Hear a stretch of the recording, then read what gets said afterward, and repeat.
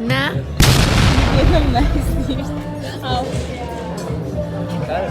Bununla sen çekmişsin.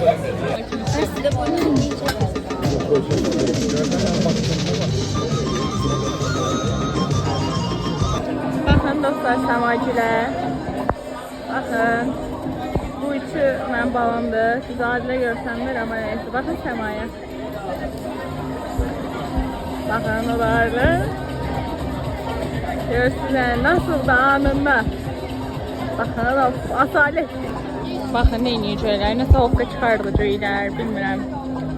Şimdi bir kez qışqırarlar. Bakın.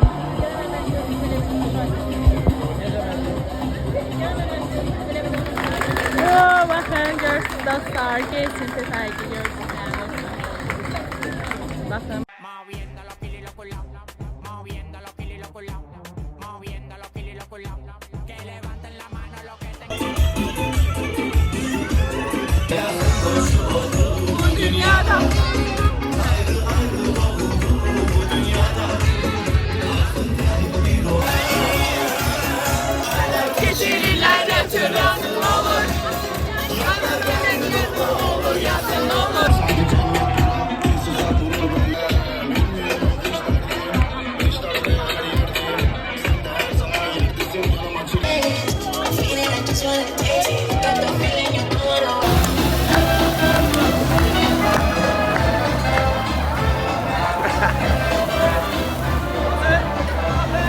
Bana bak o.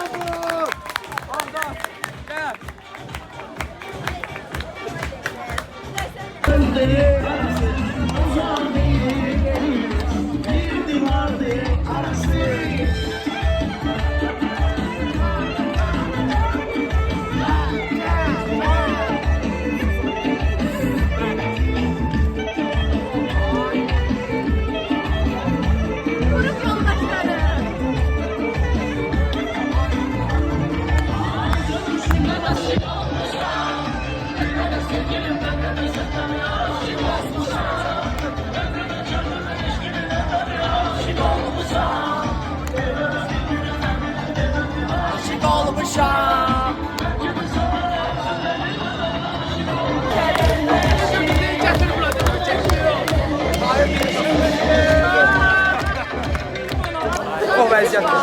Ailəyə yoxdur, şaka. Bu zamana kadar sizin əziyyətinizi çəkən valideynlər və müəllimlər oynasınlar. Şagirdlərimiz və övladlar da kənarda dairə qursun və onları alqışlasınlar. Təşrif edirəm.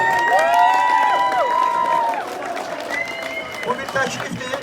Dəyərləndirərsizsə nə xoş, dəyərləndirməzsizsə də gələnlərə canlı sağ olsun. Burada təbrik edirəm hamınızı.